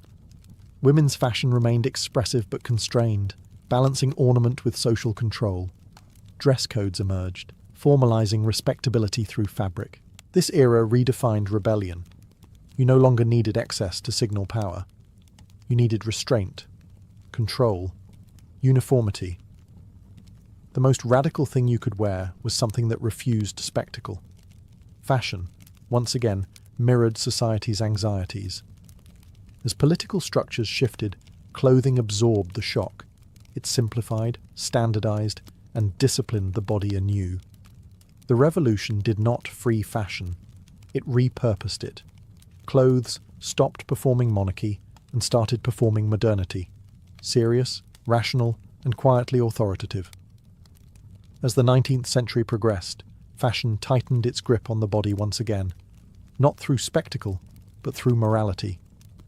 Industrialization transformed how clothes were made, sold, and worn. At the same time, social values hardened around respectability, discipline, and visible self-control. Clothing became a moral surface. Factories flooded cities with affordable garments. Ready-made clothing replaced bespoke tailoring for much of the population. Fashion accelerated, trends spread faster, uniformity increased. But this accessibility came with rules. To dress improperly was to signal moral failure rather than poor taste. The silhouette of the era reflected these anxieties. Men's fashion became rigid and repetitive. Dark suits, stiff collars, controlled shapes. Authority was sober, restrained, and predictable. Individuality was discouraged. Seriousness became the ideal. To dress loudly was to lack discipline. Women's fashion told a more complicated story. The body was reshaped dramatically through corsets, bustles, and layers of structure. These garments enforced posture, limited movement, and idealized fragility. Clothing claimed to protect women while physically constraining them. Respectability required discomfort. At the same time, fashion reinforced gender roles visually. Men moved freely. Women occupied space carefully. Clothing trained behavior as much as appearance. Fashion became a tool for social instruction. Color followed moral logic. Black signaled seriousness and virtue. Excessive decoration invited suspicion. Even leisure clothing was carefully coded. There were rules for every context: public, private, formal, informal. To know these rules was to belong. Yet beneath this surface of restraint, tension built. The same industrial systems that produced modest clothing also created wealth, mobility, and urban anonymity. New social classes emerged. Fashion began to fragment. The first cracks appeared. Women adopted simplified garments for work and movement. Sportswear emerged. Rational dress movements questioned restrictive clothing. These were not yet revolutions, but pressure points. Victorian fashion reveals a society obsessed with control over bodies, behavior, and appearances. Clothing functioned as armor against chaos, signaling order in a rapidly changing world. But control breeds resistance. And as the century closed, fashion stood on the brink of rebellion, ready to loosen, shorten, and finally breathe again. The early 20th century did not politely adjust fashion. It dismantled it. War, urban life, and shifting social roles made the old silhouettes feel absurd. Clothing that restricted movement no longer matched a world defined by speed, machinery, and disruption. Fashion responded by cutting itself loose. Women's clothing changed first, and decisively. Corsets loosened, then disappeared. Hemlines rose. Fabrics softened. Clothing began to accommodate movement rather than suppress it. This was not simply aesthetic change. It reflected a deeper shift in how bodies were allowed to exist in public space. Designers like Coco Chanel rejected ornament in favor of simplicity. Jersey fabrics, clean lines, and neutral colors replaced excess. Comfort became fashionable, which would have sounded like heresy a generation earlier. Clothing no longer tried to overpower the wearer. It worked with them. Men's fashion changed less dramatically, but the uniformity of the suit began to loosen. Sportswear, casual wear, and functional clothing entered everyday life. The distinction between work and leisure blurred. Clothing adapted to motion, travel, and informal interaction. War accelerated everything. Scarcity forced minimalism. Utility replaced decoration. When materials were limited, extravagance looked offensive. Afterward, fashion did not return fully to excess. It had learned efficiency. Cities became laboratories for style. In places like Paris and New York, fashion reflected modern identity. Fast, fragmented, and experimental. Clothing became a way to navigate anonymity. You could reinvent yourself through what you wore. Mass media amplified change. Films, magazines, and advertisements spread styles instantly. Fashion no longer trickled slowly from elites downward. It circulated, collided, and recombined. Trends shortened. Authority dissolved. Gender boundaries softened visually. Women borrowed from men's wardrobes. Men adopted relaxed silhouettes. Clothing stopped insisting on rigid roles, even if society still did. Fashion in the modern era embraced contradiction. It promised freedom while responding to pressure. It simplified while multiplying options. It rejected old rules without offering permanent replacements. What emerged was not a single style, but a condition. Constant change. Fashion became a conversation rather than a command. Unstable, expressive, and increasingly personal. The body was no longer dressed to obey. It was dressed to move, adapt, and survive a world that refused to stand still. By the late 20th century, fashion stopped pretending it could speak for everyone. Instead of enforcing order, it fractured into voices, loud, contradictory, and deliberately confrontational. Clothing was no longer trying to reflect society. It was trying to argue with it. Subcultures took control. In post-war cities, young people used clothing to reject the values they inherited. In London, punk stripped fashion down to provocation. Torn fabric, safety pins, leather, and aggressive silhouettes rejected polish entirely. These clothes were not designed to last. They were designed to offend, to expose systems that felt rotten beneath the surface. Fashion became refusal. Other movements followed different paths. Streetwear emerged from marginalized communities, built around practicality, visibility, and coded belonging.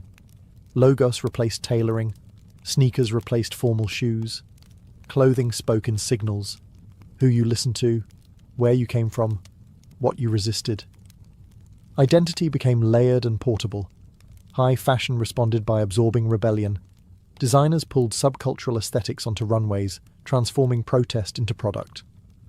This cycle, resistance, absorption, repetition, became fashion's new rhythm. Nothing stayed outside the system for long. Technology accelerated everything. Global production, fast fashion, and digital media collapsed time and distance. Trends rose and fell in months, sometimes weeks. Clothing lost permanence. The idea of a stable style dissolved. You could reinvent yourself constantly, cheaply, and publicly. At the same time, fashion became more personal and more political. Choices about clothing began to signal beliefs: sustainability, gender expression, cultural identity. Traditional categories blurred. Masculine and feminine mixed freely. Vintage coexisted with synthetic. The body became a canvas rather than a template, but freedom came with consequences. Overproduction hollowed meaning. Choice became overwhelming.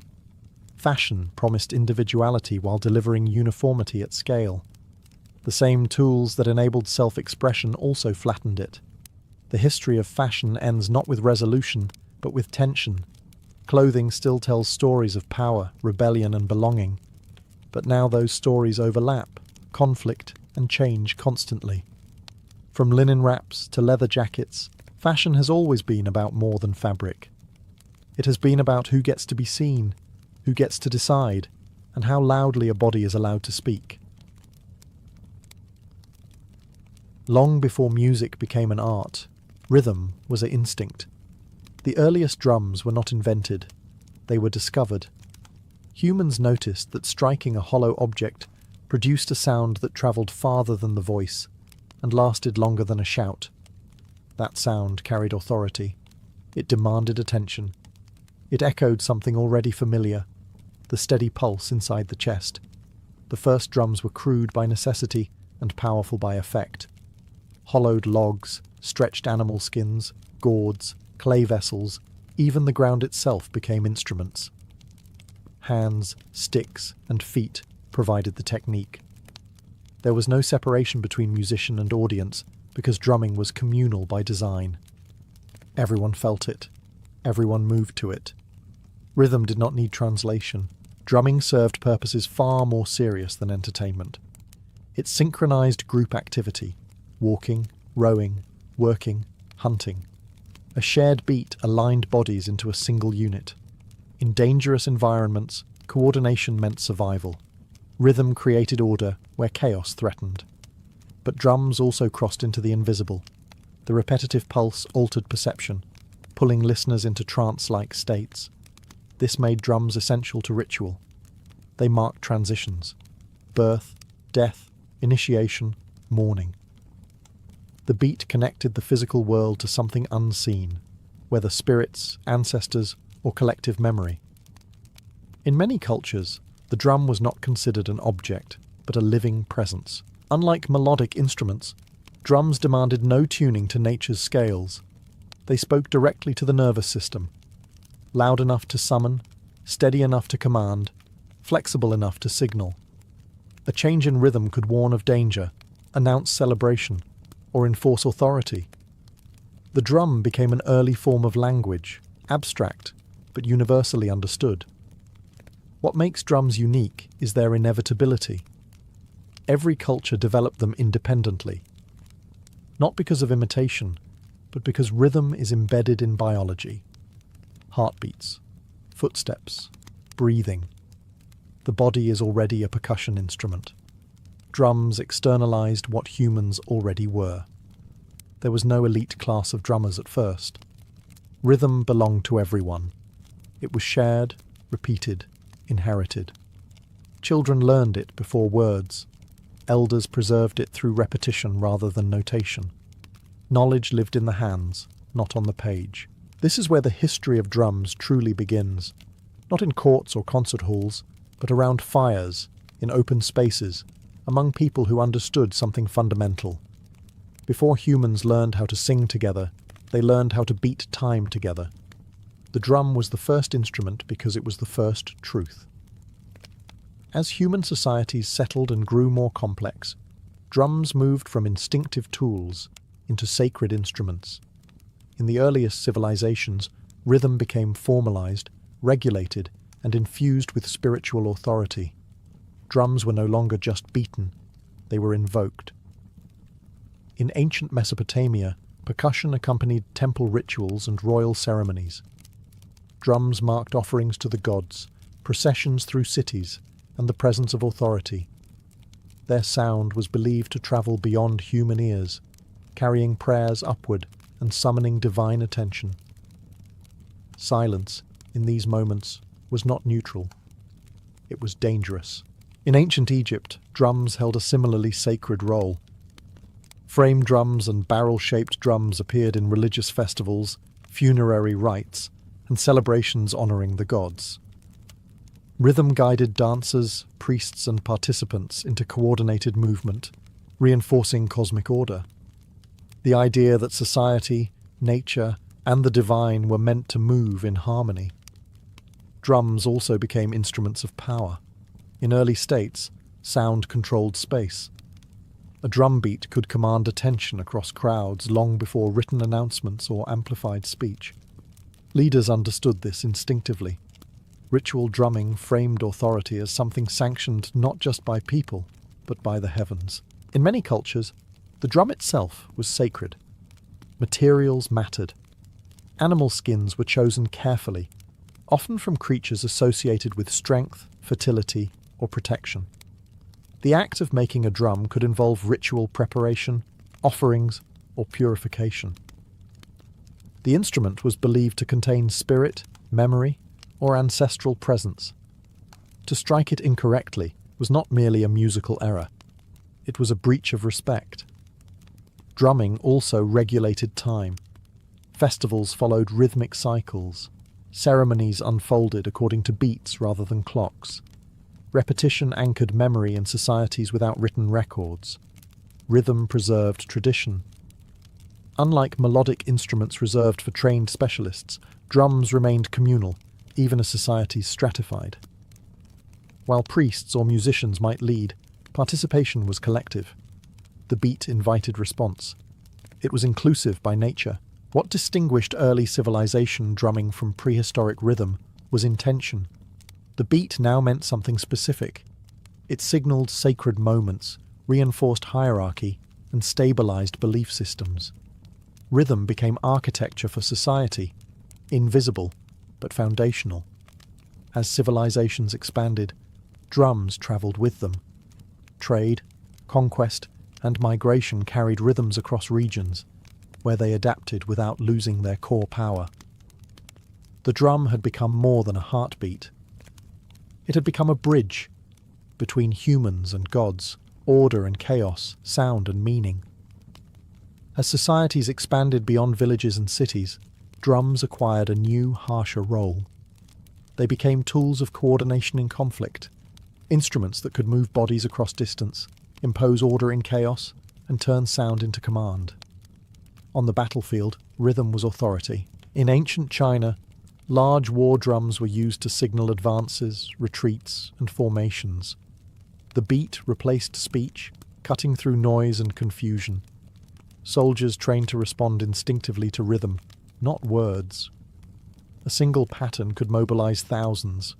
Silence, again, was never accidental. Across ancient India, drums accompanied armies and royal processions alike. Percussion announced power before it arrived. The sound of drums rolling across open land was psychological warfare.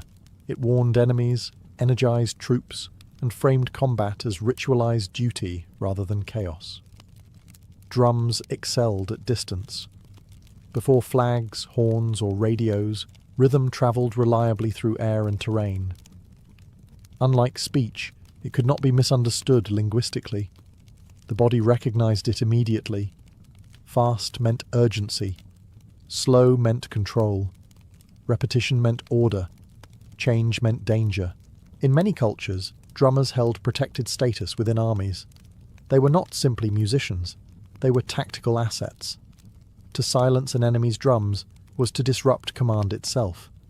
To lose your own meant confusion, panic, and collapse.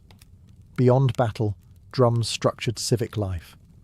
They announced curfews, assemblies, executions, and celebrations. Cities pulsed to regulated sound.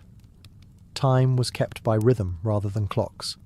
The drum governed daily movement. Yet even in war, drums retained symbolic weight. Beating the drum before battle invoked ancestral protection and moral justification. Conflict was framed as necessary, sanctioned, and meaningful. Rhythm made violence feel ordered. This dual nature, sacred and brutal, defined the drum's expanding identity. It could summon gods or summon soldiers. It could heal or terrify. The same instrument served both altar and battlefield without contradiction. As empires collided, rhythms crossed borders. Military drumming styles influenced one another, evolving through contact and conquest. Patterns became sharper, louder, more standardized. Precision mattered. By this stage, drums were no longer communal in the old sense. They were specialized, disciplined, and strategically deployed. Rhythm had become a language of power, one that could organize belief, enforce obedience, and move history forward with a beat that could be felt long before it was understood. While many civilizations used drums to project authority from the top down across much of Africa, drumming evolved in the opposite direction, outward from the community itself. Here, drums were not background instruments or tools of command. They were voices. To understand African drumming is to understand rhythm as social structure. In many African societies, drums functioned as a form of speech. Tonal languages allowed rhythms to mimic the rise and fall of words, turning drums into communicative tools. Messages could be sent across villages, announcements, warnings, celebrations, even personal names. The drum did not accompany language, it became language. Drumming marked every stage of life. Birth, initiation, marriage, harvest, mourning. Each moment had its own rhythms, patterns learned through repetition and memory rather than written instruction. To know the rhythms was to know your place within the community. Music was not separated from daily life. It was embedded in it. Unlike hierarchical court or military drumming, African percussion emphasized dialogue. Call and response patterns created conversation rather than command. One drummer spoke, another answered. Dancers responded with movement. The audience was never passive. Participation was expected. Rhythm created belonging. The instruments themselves varied widely. Djembes, talking drums, dunan, frame drums, each carried regional identity. Materials were local. Construction followed tradition. The act of making a drum was often ritualized, acknowledging the instrument's role as more than an object. A drum could represent lineage, history, and collective memory. Drummers held respected but grounded positions in society.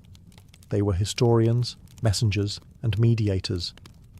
Through rhythm, they preserved stories, genealogies, and moral lessons.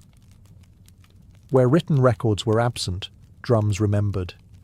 This deep integration made drums inseparable from identity. Rhythm distinguished one group from another. It marked territory without borders. When people migrated, the rhythms travelled with them, adapting without disappearing.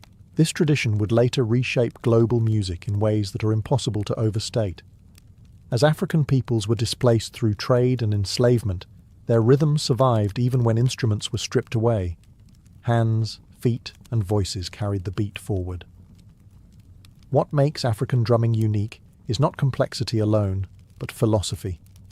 Rhythm was not decoration, it was structure. Time itself was experienced as layered, cyclical, and shared. The drum here was not an authority imposed from above. It was the sound of community thinking out loud, together, in time, without separation between music and life. When African rhythms were torn from their homelands through forced migration, the drum became dangerous. In many parts of the Americas and the Caribbean, colonial authorities quickly realized what rhythm could do. Drums gathered people, Drums coordinated movement. Drums remembered things that power preferred forgotten. So drums were banned. But rhythm did not disappear. It adapted.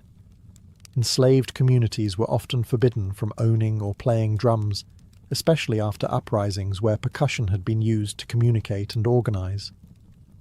Silence was enforced, but only on the surface. The body became the instrument. Hands clapped. Feet stomped.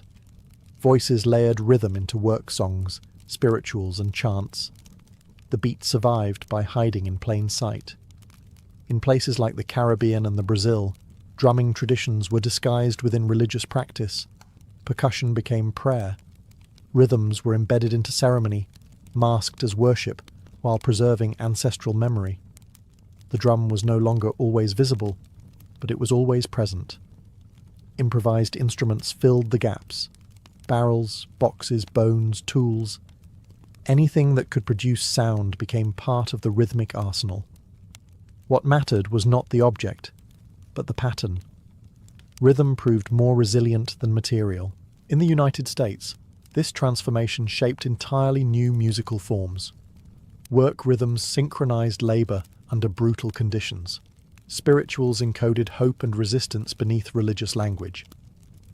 Later, these rhythmic foundations would give rise to blues, jazz, and eventually modern popular music. Even when melody changed, percussion carried the memory forward. What emerged from this period was not loss, but evolution. Rhythm absorbed trauma and converted it into structure. It became a way to endure without erasing identity. The drum, stripped from the hands, reappeared in the body itself. This history matters because it explains why percussion in the modern world often carries emotional weight beyond sound. Drums do not just entertain. They remember. They carry histories of control, resistance, and survival. When drums eventually returned openly, in festivals, ceremonies, and music, they came back transformed, louder, layered, defiant. This chapter of drumming history is not about instruments advancing or techniques improving. It is about rhythm refusing to die. Even when stripped of wood and skin, the beat stayed alive, tapping through generations, waiting for the moment it could once again be struck openly, without fear. As rhythm survived through adaptation and resistance elsewhere, Europe took a different path. Drums there were absorbed into systems, military, religious, and eventually artistic, where precision mattered more than communal expression. Percussion became regulated, standardized, and disciplined. In medieval and early modern Europe, drums were tightly linked to armies. Side drums set marching pace, enforced timing, and imposed unity on large groups of soldiers. Rhythm trained bodies to move as one. Unlike African call and response traditions, European military drumming demanded obedience, not dialogue. The beat was fixed. Deviation was error. This approach carried into ceremonial life. Church music used percussion sparingly, but rhythm still structured time. Bells marked hours. Processional beats ordered movement. Sound controlled space and behavior. Music reinforced hierarchy. As orchestral music developed, drums entered a new environment. In courts and concert halls, percussion became a supporting force rather than a leading voice. Timpani, bass drums, and auxiliary percussion emphasized drama, tension, and resolution. They did not speak freely. They obeyed the score. The orchestra transformed drums into symbols of power rather than participation. A single strike could signal danger, triumph, or fate itself. But that strike was carefully placed. Improvisation disappeared. Precision ruled. This shift reflected broader cultural values. Western music increasingly prized notation, control, and authorship. Rhythm was something to be written, rehearsed, and repeated exactly. The drummer became a specialist rather than a communal figure. At the same time, new instruments emerged. Advances in metalworking and tuning allowed drums to produce consistent pitch and volume.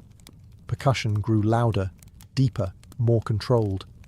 The chaotic pulse of earlier eras was reshaped into disciplined force. This transformation was not neutral. By placing rhythm inside rigid systems, Europe separated drums from their social roots. Percussion became something to listen to rather than something to join. The audience was expected to remain still. Yet something was lost in the process. Drums gained precision, but lost flexibility.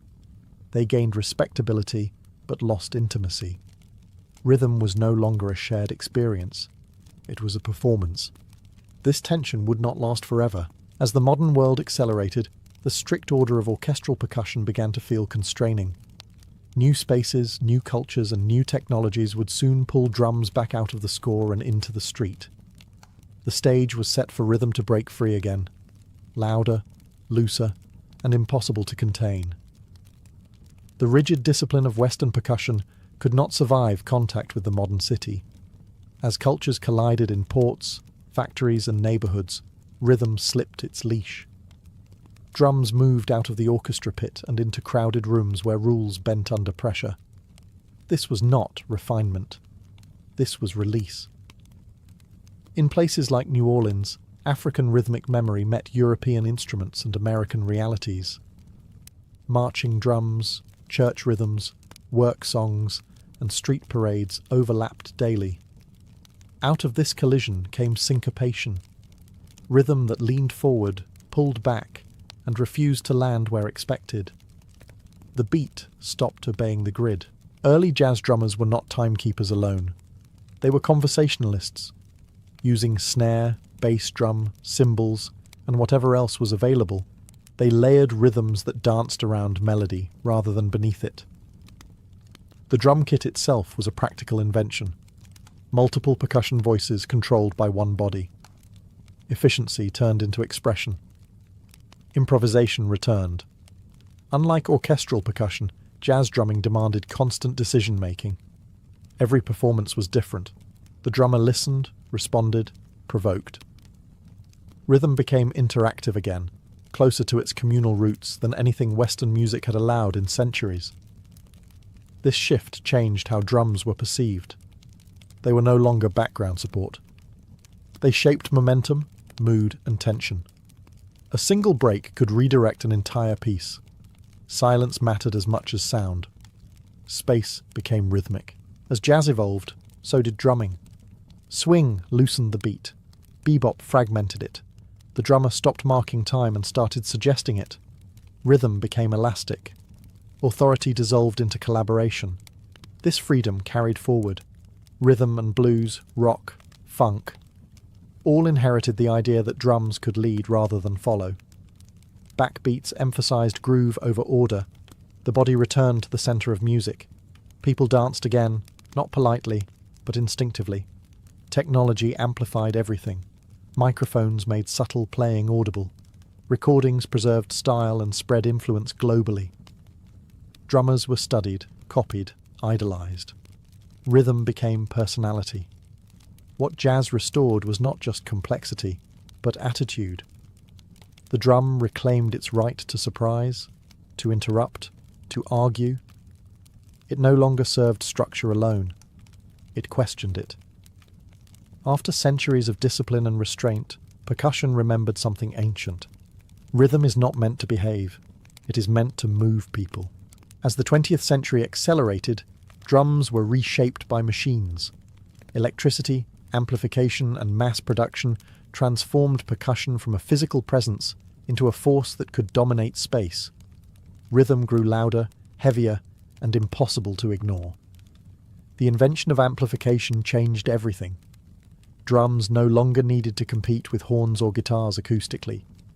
Microphones pulled subtle strikes into focus, while amplifiers allowed sheer volume to overwhelm a room. Power became a feature. The beat was no longer felt only in the body.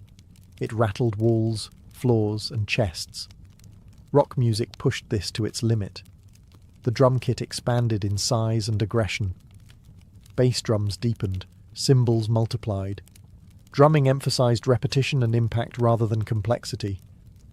The goal was not conversation, but propulsion. Rhythm drove crowds forward as a single mass.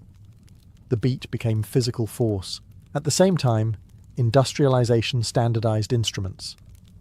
Drum kits were manufactured at scale, tuned for consistency rather than individuality. What was gained was accessibility. Anyone could buy a kit, learn the patterns, and join the rhythm. What was lost was regional variation. Sound began to flatten. Electronic technology took this even further. Drum machines removed the human body entirely. Perfect timing replaced feel. Beats looped endlessly without fatigue. This precision fit a world built on schedules, factories, and digital grids. Rhythm became mechanical, yet this did not erase emotion. Instead, it changed how it was delivered. Electronic beats created hypnotic repetition, inducing trance states not unlike ancient ritual drumming, but stripped of visible ceremony. Clubs replaced fire circles, lights replaced torches. The beat remained. Genres splintered rapidly. Funk emphasized groove. Metal emphasized speed and force. Hip-hop reclaimed rhythm as language, looping breaks and turning drums back into narrative tools. Sampling resurrected old beats, placing history inside new machines. Technology also democratized rhythm. You no longer needed strength, training, or physical endurance. You needed software. Rhythm became programmable, editable, shareable. The drum spread faster than ever before, crossing borders in seconds. But something uneasy emerged. As beats multiplied, silence vanished. Rhythm became constant background noise. In ads, phones, public spaces, the drum risked losing meaning through overuse. Still, the core remained. No matter how artificial the tool, the effect was familiar. The body responded. Feet tapped, heads nodded, hearts aligned. Technology did not replace the drum. It magnified it, turning the oldest human sound into the loudest voice of the modern world. At the end of its long journey, the drum has not settled into a single role. It has accumulated them. What began as instinct became ritual, command, community, rebellion, and machine, without ever losing its core function. The drum still does what it has always done. It aligns bodies, carries memory, and demands response. In the modern world, drums exist everywhere, often unnoticed. They pulse beneath music, advertising, film, and daily noise. Yet when rhythm is stripped away, absence is immediately felt. Silence without beat is unsettling. The drum remains a psychological anchor. Across cultures, traditional drumming persists alongside electronic production. Indigenous rhythms are preserved, revived, and recontextualized. Drums appear in protests, ceremonies, and healing practices, not as nostalgia, but as continuity. Rhythm still gathers people when words fail. Drumming has also returned to the body. Percussion circles, therapeutic drumming, and communal rhythm practices reclaim something ancient: participation without performance. You do not need talent to beat time. You need presence. This accessibility explains why drums remain powerful long after more complex instruments have risen and fallen. At the same time, the future of drumming is uncertain. Artificial intelligence can now generate perfect rhythms endlessly. Machines can simulate human feel convincingly. Precision is no longer a limitation. Meaning, however, remains unresolved. A flawless beat does not guarantee connection. What separates a drum from noise is intention. Someone chooses when to strike. Someone responds. Even in digital spaces, rhythm still seeks bodies to receive it. The drum's history reveals a pattern. Whenever rhythm becomes too controlled, it escapes. Whenever it is banned, it reappears elsewhere. Whenever it is mechanized, it finds a way back into flesh. This cycle has repeated for thousands of years. The drum does not evolve toward complexity. It circles back to necessity. It thrives where speech collapses, where order fails, where people need to move together without explanation. From tribal fires to concert stages, from battlefield signals to bedroom speakers, the drum remains unchanged in purpose, even as tools shift. It is still the fastest way to turn many into one. The history of drums does not end here because rhythm does not conclude. As long as humans have bodies, there will be a beat to follow.